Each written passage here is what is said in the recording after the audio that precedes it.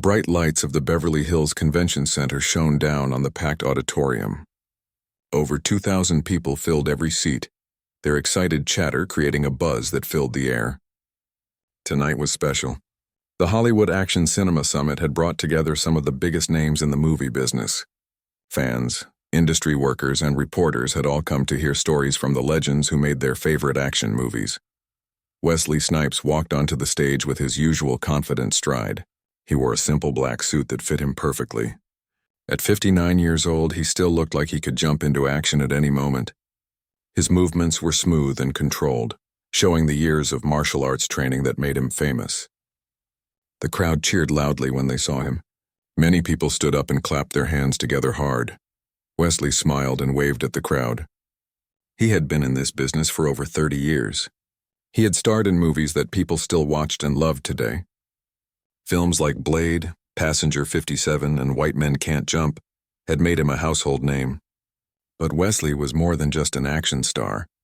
He was a martial artist, a dramatic actor, and someone who had faced both success and failure in his life. The stage was set up like a living room. 5 comfortable chairs sat in a semicircle. A small table with water bottles sat in the center. Behind them, a large screen showed clips from famous action movies. The setup was meant to make the discussion feel casual and friendly. This was not meant to be a formal interview. It was supposed to be friends talking about their work and their lives. Wesley took his seat in the second chair from the left. To his right sat Maria Santos, a stunt coordinator who had worked on dozens of major films. She was a small woman with strong arms and kind eyes. She had broken many barriers for women in the action movie world. To Wesley's left sat David Kim, a fight choreographer from Hong Kong who had brought his skills to Hollywood 20 years ago. David was quiet but respected by everyone in the business. The moderator for the evening was Janet Walsh. She was an entertainment reporter who had been covering Hollywood for 15 years. Janet was known for asking good questions and keeping discussions moving smoothly. She had interviewed Wesley several times before and they had always gotten along well. Janet sat in the chair on the far left, holding her notes and looking ready to start. The last chair remained empty for now. The program said that a special guest commentator would join them later in the evening. Nobody in the audience knew who this mystery person would be. Some people whispered guesses to each other, but most just waited to see who would appear. Janet stood up and walked to the center of the stage. The crowd grew quiet as she began to speak. "Welcome everyone to the Hollywood Action Cinema Summit," she said into her microphone. Her voice was clear and warm. "Tonight we're going to talk about how action movies have changed over the years. We'll hear stories from the people who made the movies we all love." She turned to look at the panel. "Let me introduce our guests. First, we have Maria Santos, who has coordinated stunts for movies like Fast and Furious and Wonder Woman. Next to her is Wesley Snipes, who needs no introduction. And finally, David Kim, whose fight scenes have amazed audiences around the world." The crowd clapped again. Wesley nodded at the audience and gave a small wave. He looked relaxed and happy to be there. This was the kind of event he enjoyed.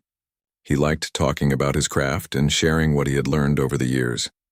Janet returned to her seat and looked at her notes. "Let's start with you, Wesley," she said.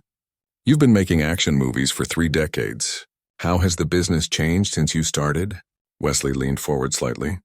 When he spoke, his voice was deep and thoughtful. "The biggest change is the technology," he said.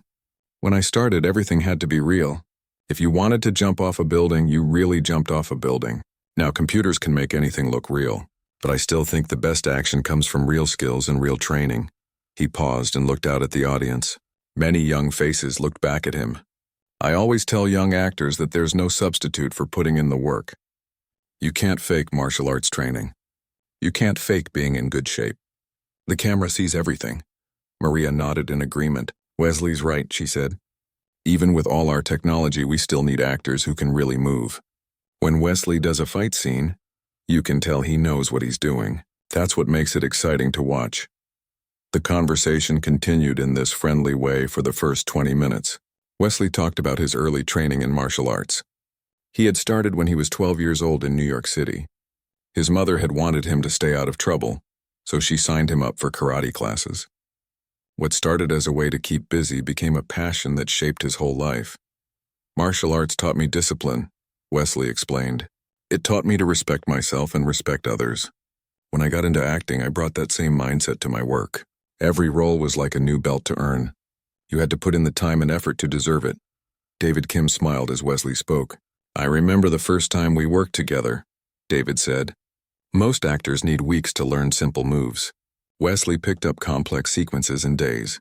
He understood the philosophy behind the movements, not just the physical actions. The audience was engaged and interested. People leaned forward in their seats to hear every word. This was exactly what they had come for. Real insights from real professionals. Wesley seemed comfortable and in his element. He had always been good at connecting with audiences, whether on screen or in person. Janet checked her watch and saw they were about halfway through the first segment. Everything was going perfectly. The discussion was interesting. The guests were getting along well, and the audience was enjoying themselves. She had no idea that things were about to change dramatically. As if on cue, a side door opened and someone walked onto the stage. The mystery guest had arrived, and the evening was about to take a very different turn. The man who walked onto the stage was Marcus Reed. He was 42 years old with messy brown hair and thick glasses. Marcus wore a wrinkled blue shirt and jeans that looked like he had slept in them. He carried a laptop bag over his shoulder and had a smug smile on his face. The audience did not clap when they saw him. Most people had no idea who he was. Marcus Reed was a political commentator who worked for an online news website. He was known for writing angry articles about celebrities and politicians.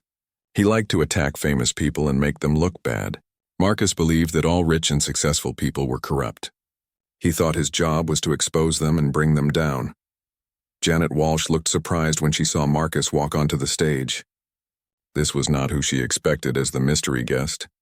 She checked her notes quickly but found no mention of Marcus Reed anywhere. Someone had made a last-minute change without telling her. Janet forced a smile and tried to stay professional. "Ladies and gentlemen," Janet said into her microphone, "please welcome Marcus Reed, political commentator and journalist." The applause was weak and scattered. Most people in the audience had never heard of him. Those who had were not excited to see him. Marcus walked over to the empty chair and sat down without shaking hands with anyone. He opened his laptop and pulled out a small recording device. He set it on the table in front of him and pressed a button.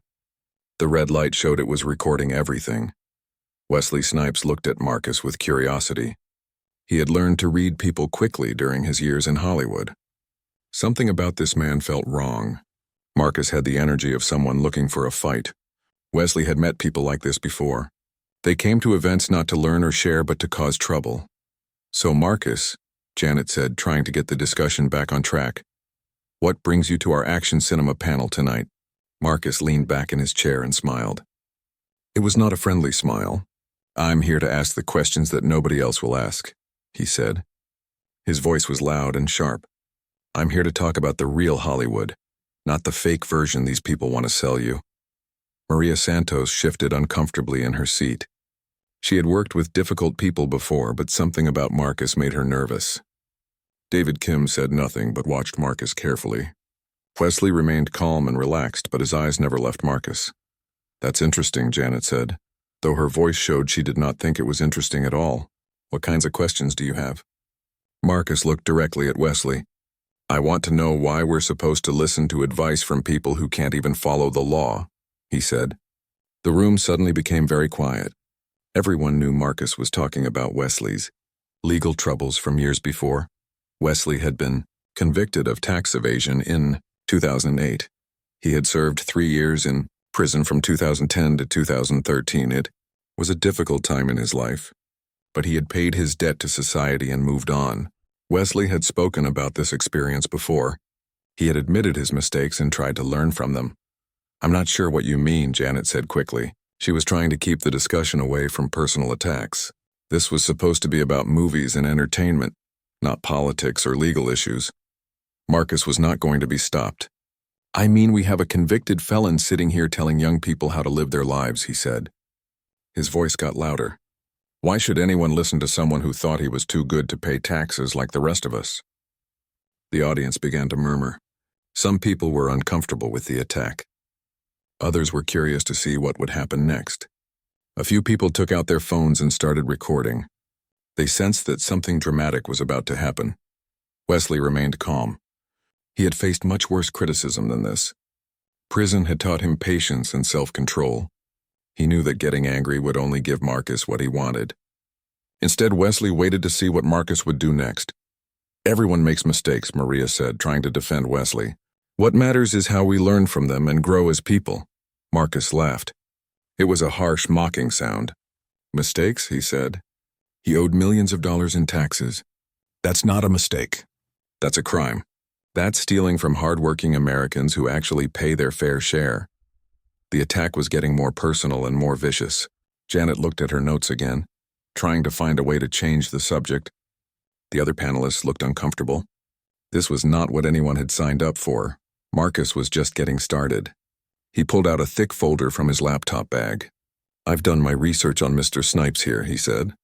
Did you know he once claimed he wasn't even an American citizen to try to avoid paying taxes? Did you know he filed fake documents with the government? These were old accusations that had been discussed during Wesley's trial years ago. Wesley had served his time and paid his penalties. But Marcus was bringing them up again as if they were fresh news. He was trying to embarrass Wesley in front of the audience. I think we should focus on the topic of action cinema, Janet said firmly. She was losing control of her own panel and she knew it. This is not the appropriate forum for... The appropriate forum? Marcus interrupted. When is it appropriate to hold celebrities accountable for their actions? When they're making millions of dollars again? When they're back on top? Wesley finally spoke.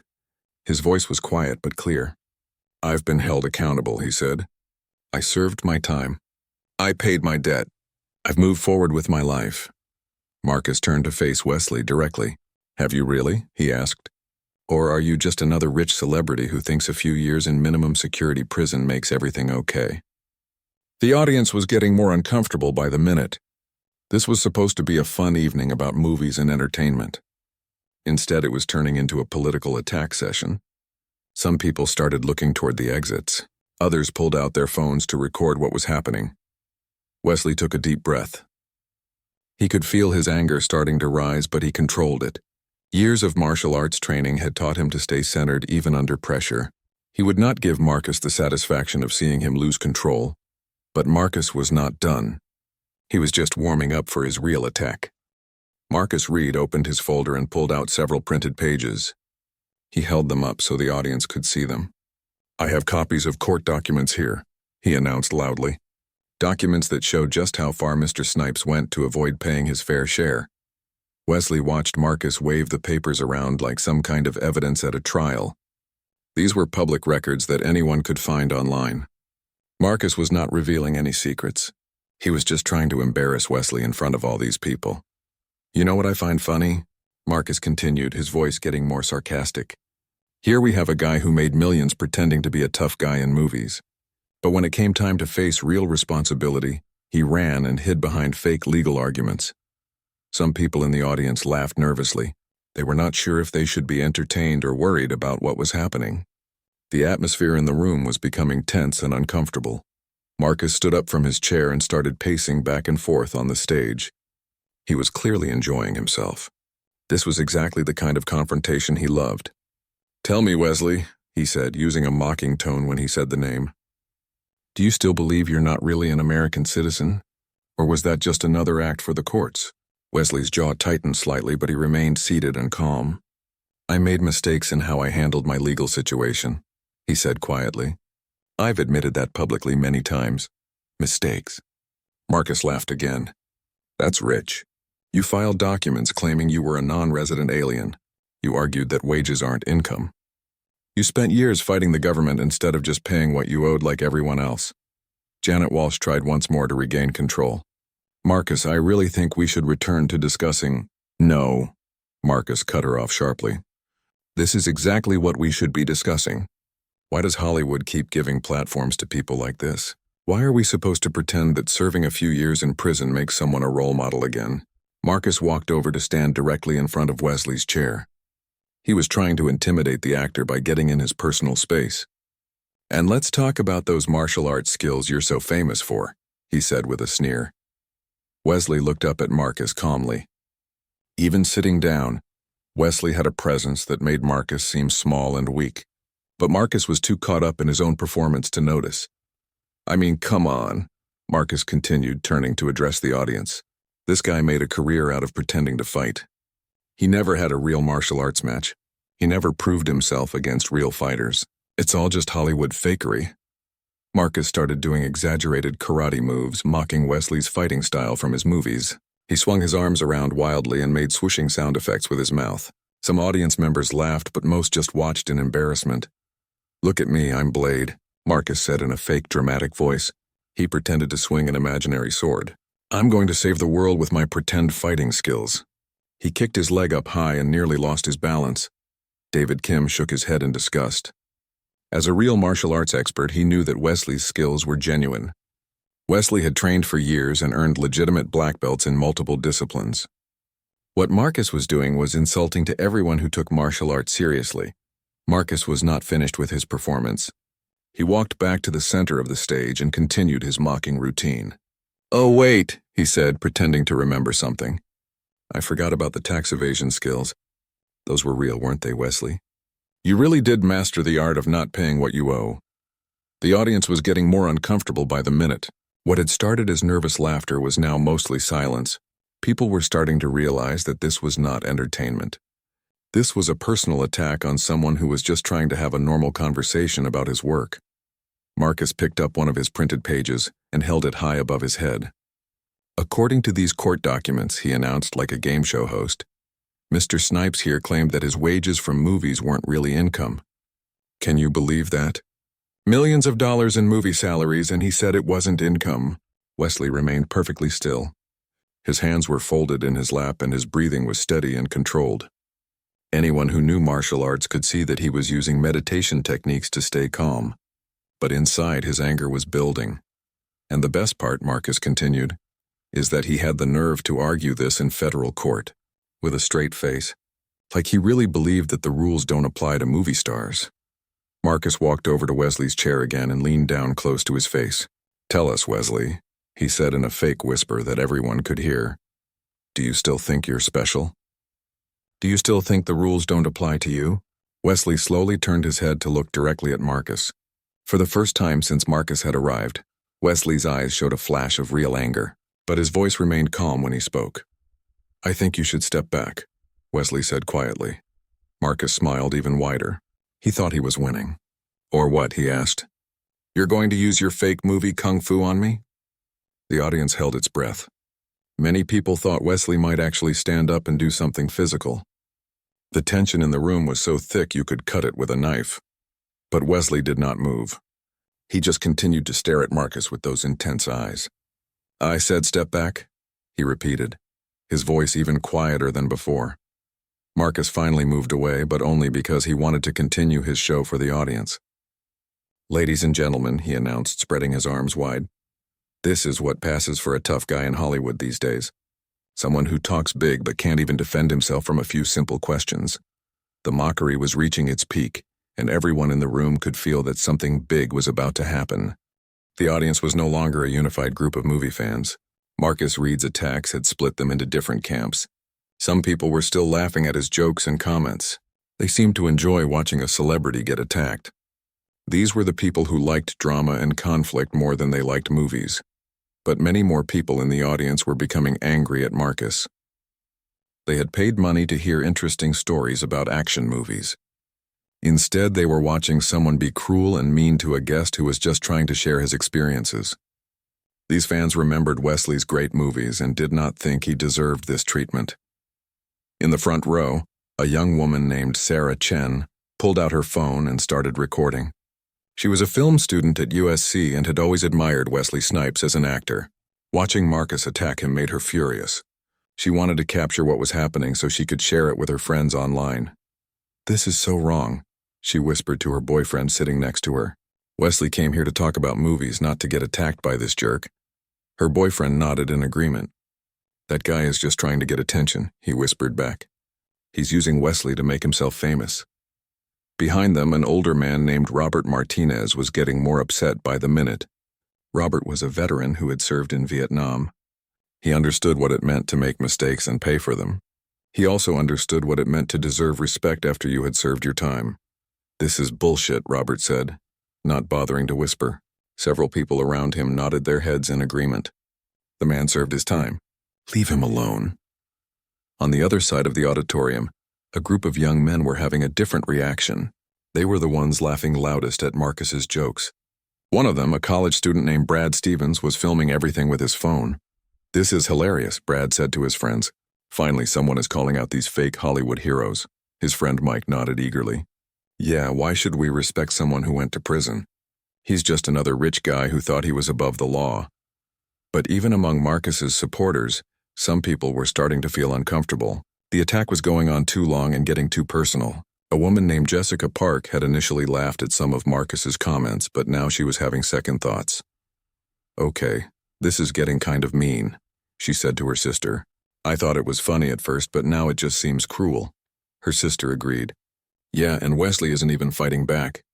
He's just sitting there taking it. That actually makes me respect him more." All around the auditorium, people were pulling out their phones. Some were recording videos to post on social media later. Others were already posting updates on Twitter and Instagram.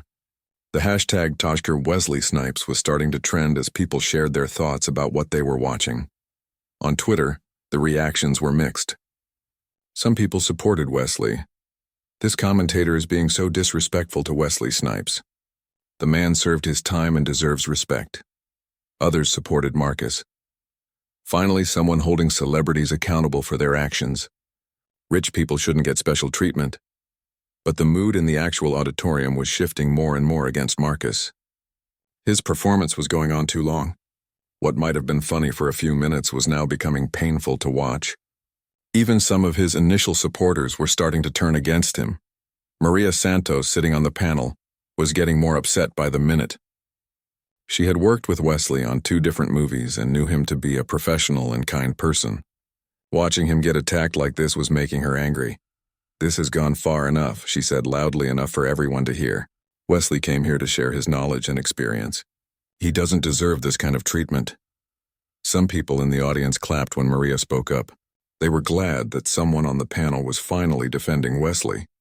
But Marcus just laughed at her comment.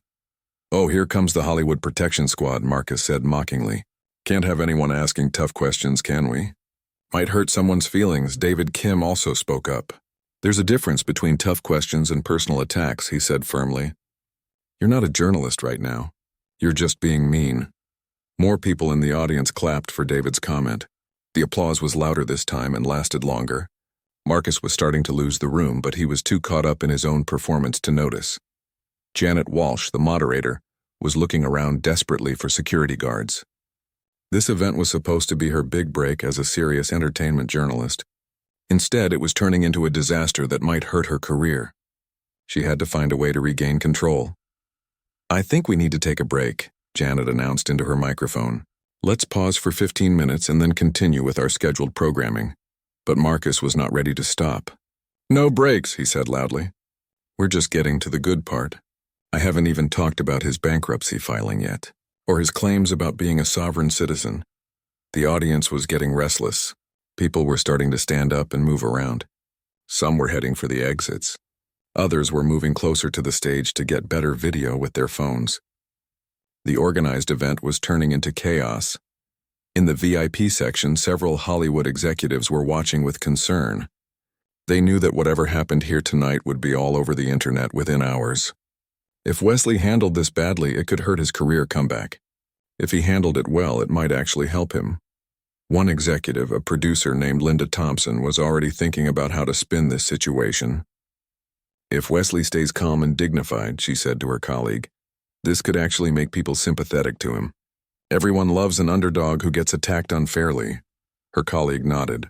"But if he loses his temper and does something stupid, his career could be over for good." Back on stage, Wesley Snipes remained perfectly still. He had not moved from his chair during Marcus's entire performance. His hands were still folded in his lap. His breathing was still steady and controlled. But anyone looking closely could see that his muscles were tense. He was like a spring being compressed, storing up energy. The audience could sense that something big was about to happen. The room had the feeling of a thunderstorm just before the lightning strikes. Everyone was waiting to see what Wesley would do next. Wesley Snipes closed his eyes for just a moment. In that brief second, He went to a place deep inside himself that he had discovered years ago during his martial arts training. It was a place of perfect calm, where outside noise and chaos could not reach him. When he opened his eyes again, something had changed.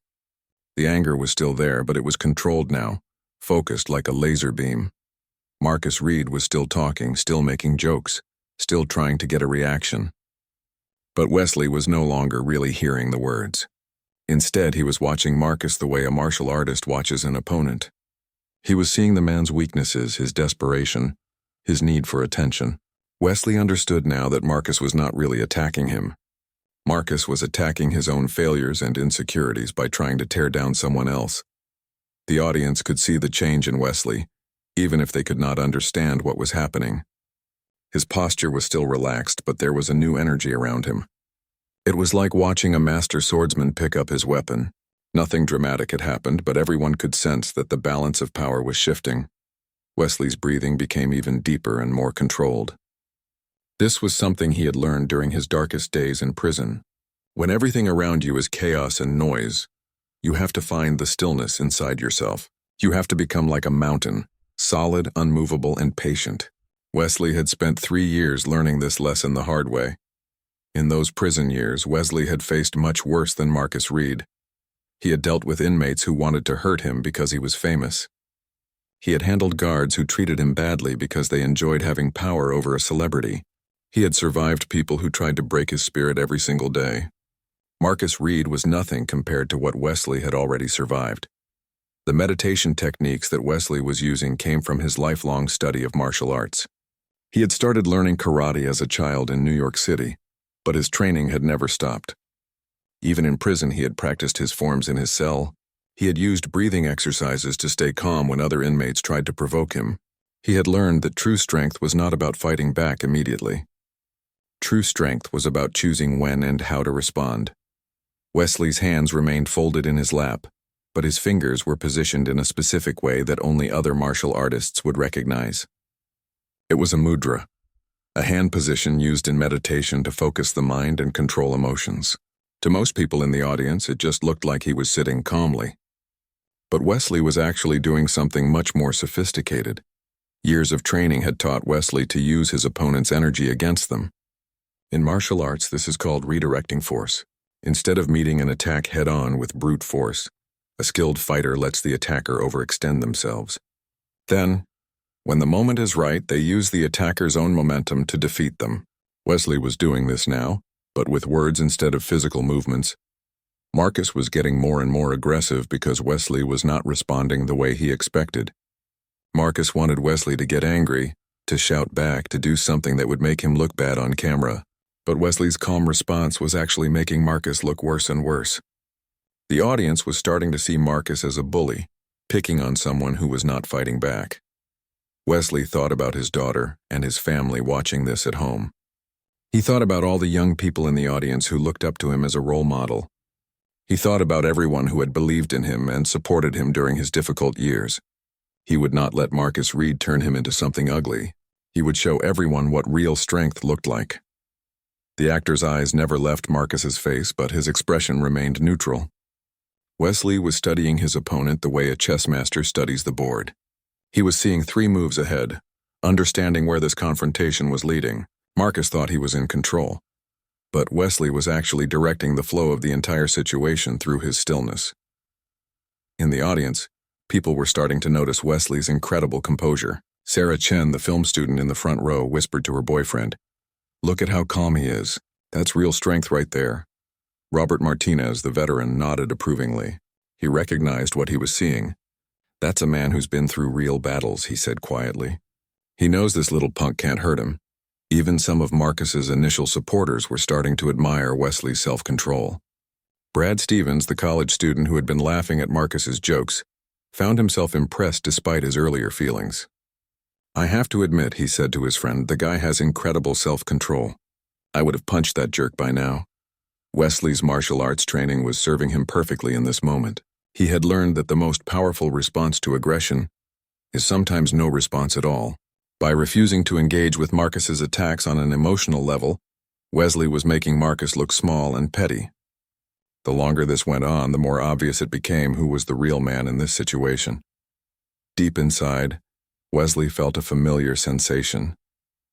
It was the same feeling he got just before performing a difficult martial arts form or starting a challenging fight scene in a movie. Everything slowed down. His senses became sharper. His mind became crystal clear. He was entering what martial artists call the zone, a state of perfect focus and readiness. Wesley knew that his moment was coming soon. Marcus was running out of material and getting more desperate. The audience was turning against the commentator. Even the other panel members were clearly on Wesley's side. All Wesley had to do was wait for the perfect moment to respond. And when that moment came, he would be ready. The years of meditation and self-reflection in prison had taught Wesley something important about himself. He had learned that his real power did not come from his physical abilities or his movie stardom. His real power came from his ability to stay true to himself no matter what others said or did. Marcus Reed could attack his reputation, his past, even his character, but Marcus could not touch the core of who Wesley really was. As Wesley sat there in perfect stillness, gathering his thoughts and preparing his response, the entire auditorium held its breath.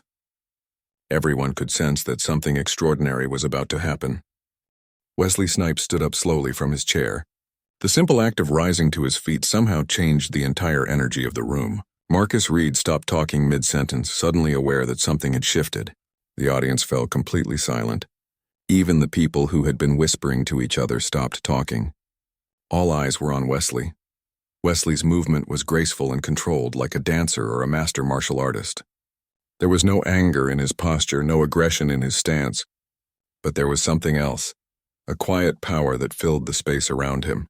He stood there for a moment, looking out at the audience with calm, steady eyes. "Marcus," Wesley said finally, his voice clear and strong. The microphone picked up every word perfectly. "I want to thank you." Marcus looked confused. This was not what he had expected. He had been prepared for anger, for shouting, maybe even for a physical confrontation. But gratitude? That caught him completely off guard. "Thank you," Marcus stammered. "What are you thanking me for?" Wesley smiled slightly. It was not a mean smile or a sarcastic one. It was the smile of someone who understood something that others did not. "I'm thanking you for reminding me why I do what I do," he said, "and for showing everyone here the difference between tearing people down and building them up." The audience was hanging on every word. Wesley's voice was not loud, but it carried perfectly through the auditorium. There was something hypnotic about the way he spoke. Calm, measured, and completely confident. "You're right about some things, Marcus," Wesley continued. "I did make mistakes with my taxes. Big mistakes. I did try to fight the government in court with arguments that didn't work.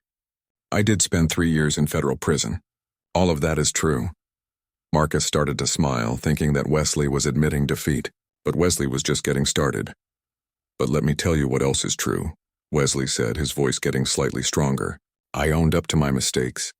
I served my time. I paid my debt to society, and I learned from the experience in ways that made me a better man." Wesley turned to face Marcus directly. "You want to talk about responsibility? Let's talk about it. When I got out of prison, I could have made excuses. I could have blamed other people. I could have hidden away and felt sorry for myself. Instead, I got back to work.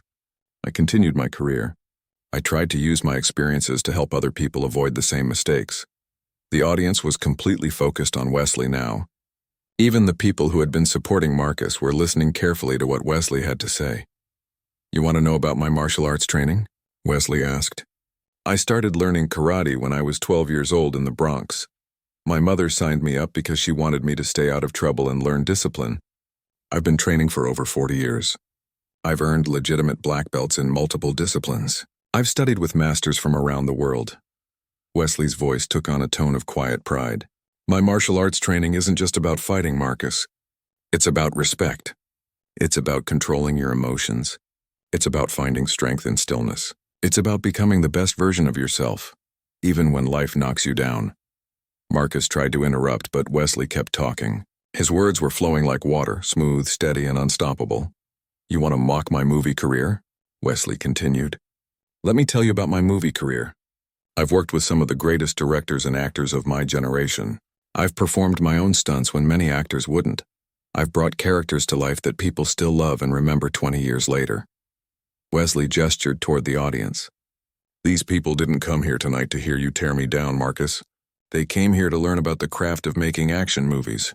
They came here to hear stories about creativity and hard work and following your dreams. The actor's voice was getting more passionate now, but still completely controlled. You sit there with your printed papers and your laptop, thinking you're some kind of investigative journalist. But what have you actually investigated? You're just repeating old news that everyone already knows. You're not revealing anything new or important.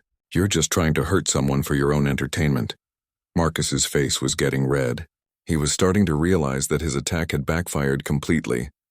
Wesley was not only defending himself effectively, but he was also making Marcus look small and petty in front of the entire audience. Let me ask you something. Marcus, Wesley said, his voice dropping to almost a whisper. What have you built in your life? What have you created? What have you given to the world besides criticism and negativity? The question hung in the air like a challenge. Marcus opened his mouth to respond, but no words came out. He realized that he had no good answer to give. I've made movies that entertained millions of people around the world, Wesley continued. I've employed hundreds of people in the film industry. I've inspired young actors and martial artists to follow their dreams. I've made mistakes, yes, but I've also made a positive contribution to the world. Wesley turned to address the entire audience now. When I was in prison, I met a lot of people who had given up on themselves. They thought their mistakes defined them forever. They thought there was no point in trying to be better because society would never forgive them. His voice became more emotional now, though still perfectly controlled. But I learned something important during those 3 years. Your mistakes don't define you. How you respond to your mistakes defines you. Whether you learn and grow and become better, that's what matters. The audience was completely silent. Many people had tears in their eyes. Wesley's words were reaching them on a deep level. Even Marcus's supporters were starting to see him as the real hero of this story. You know what the hardest part of going to prison was, Marcus?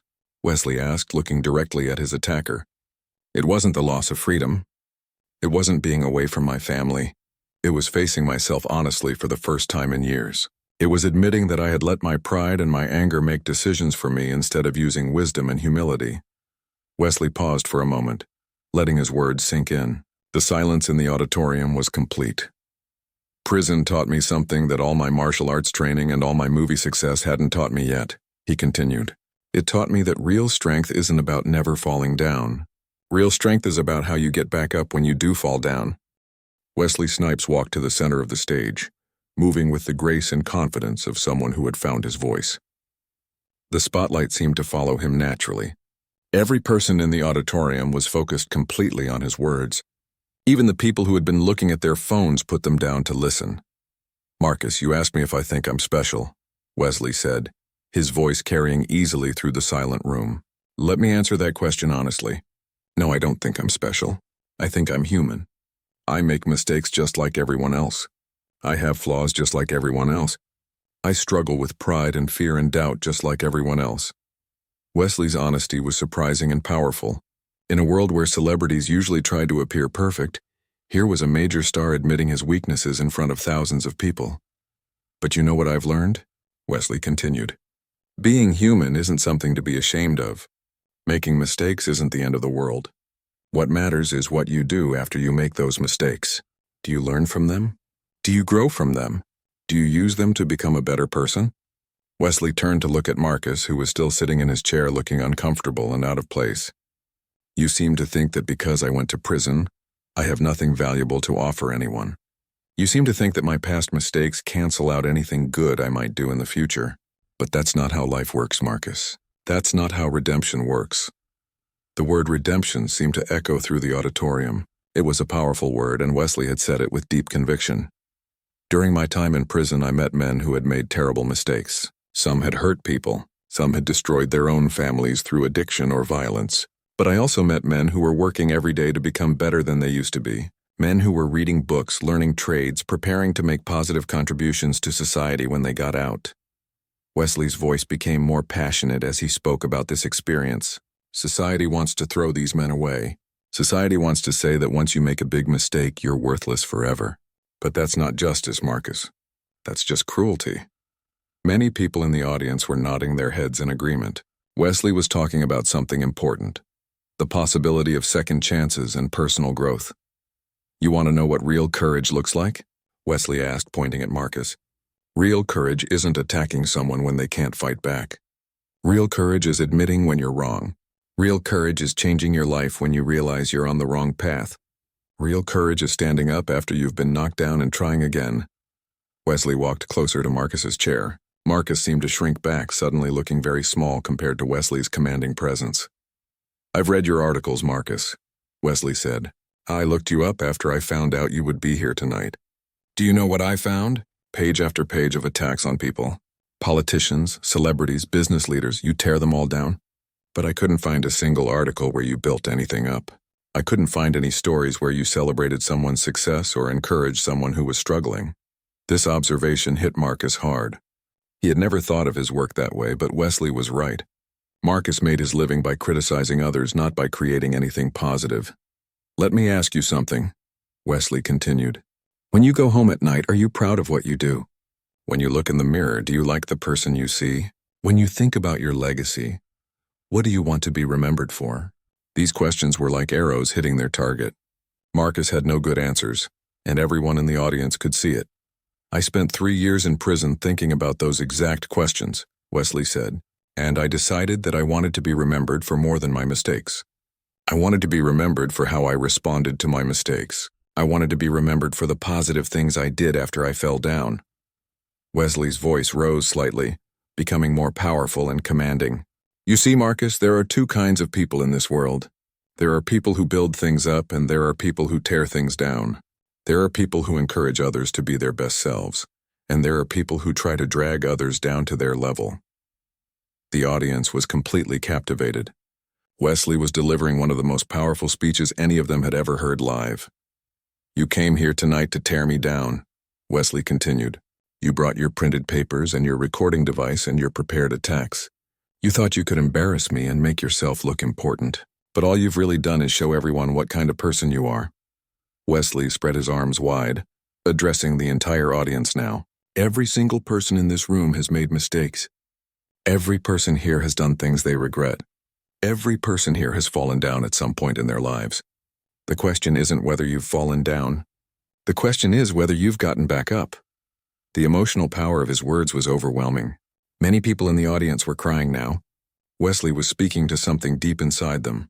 Their own struggles, their own mistakes, their own hopes for redemption. I'm not perfect, and I never claimed to be, Wesley said. But I'm still here. I'm still working. I'm still trying to be better than I was yesterday. I'm still believing that people can change and grow and become more than their worst moments. Wesley walked back toward his chair, but he remained standing. You know what I learned in prison, Marcus? I learned that the strongest people aren't the ones who never fall down. The strongest people are the ones who fall down and get back up, again and again and again. His voice dropped to almost a whisper, but somehow everyone could still hear him perfectly. I learned that you can't judge a person's whole life by their worst day. You can't define someone's character by their biggest mistake. You have to look at the whole journey. The falls and the recoveries, the failures and the comebacks, the mistakes and the growth. Wesley looked directly at Marcus one more time. So thank you, Marcus, for reminding me of this lesson.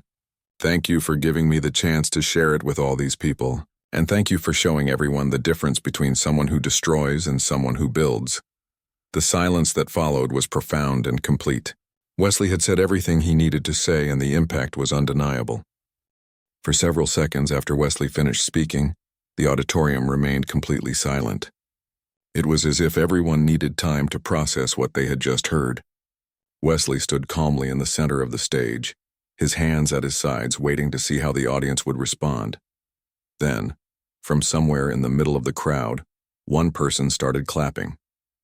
It was a slow, steady clap that seemed to echo through the silent room.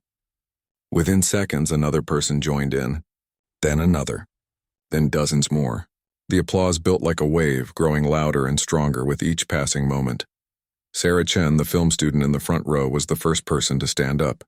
She rose to her feet while clapping, tears streaming down her face.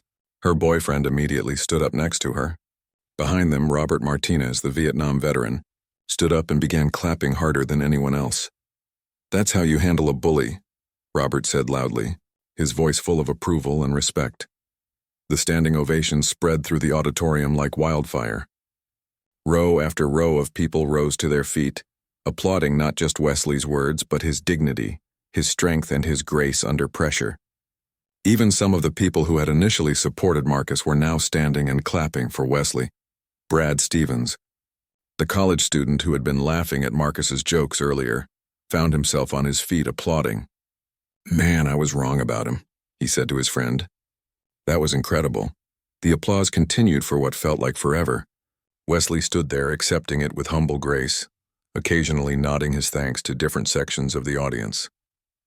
He looked genuinely moved by their response, but not surprised. He had spoken from his heart, and people had heard the truth in his words.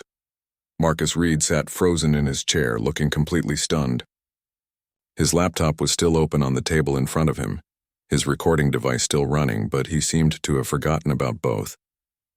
His face was pale and his mouth was slightly open, as if he could not believe what had just happened. Marcus had come to this event expecting to destroy Wesley Snipes. Instead, he had given Wesley the perfect opportunity to show the world who he really was. Marcus had thought he was the hunter, but he had become the prey. His attack had backfired so completely that he would probably never recover from it professionally. As the applause continued, people throughout the audience were already pulling out their phones to share what they had witnessed. Videos of Wesley's speech were being uploaded to Twitter, Instagram, TikTok, and Facebook within minutes.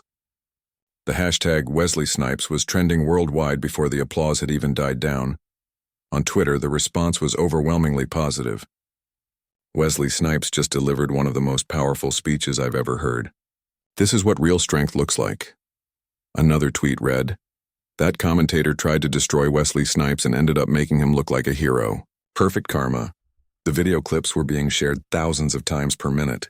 People who had never heard of Marcus Reed were watching him get completely dismantled by Wesley's dignity and wisdom.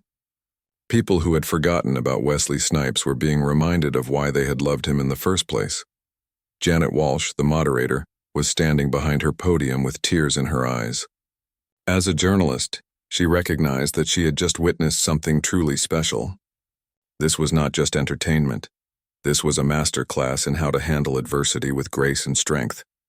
Maria Santos and David Kim, Wesley's fellow panelists, were both standing and applauding as hard as anyone.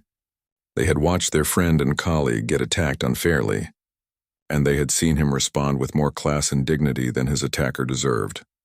"That," Maria said to David during a brief pause in the applause, "is why I love working with that man. He's the real deal." David nodded in agreement. He just turned the worst situation into his greatest moment. That's true martial arts mastery right there. The applause finally began to fade after nearly 5 minutes. As people slowly sat back down, the energy in the room had completely changed. What had started as an uncomfortable confrontation had become an inspiring moment that everyone would remember for the rest of their lives. Wesley returned to his chair, but the mood of the entire event had shifted. Instead of the casual discussion about action movies that had been planned, the conversation naturally turned to deeper topics. People wanted to talk about resilience, redemption, and second chances. Wesley's response to Marcus had opened up a much more meaningful dialogue. Marcus Reed, meanwhile, quietly packed up his laptop and recording device. He had not said a word since Wesley finished speaking. He stood up from his chair without looking at anyone and walked toward the side exit. A few people in the audience noticed him leaving, but most were still focused on Wesley. As Marcus reached the door, he paused and looked back at the stage one last time. Wesley was answering questions from the audience with the same calm dignity he had shown throughout the entire confrontation. Marcus seemed to realize in that moment just how badly he had miscalculated. He had picked a fight with the wrong person, and he had lost in the most public way possible. The rest of the evening proceeded beautifully. Wesley continued to share stories and insights about his career and his life.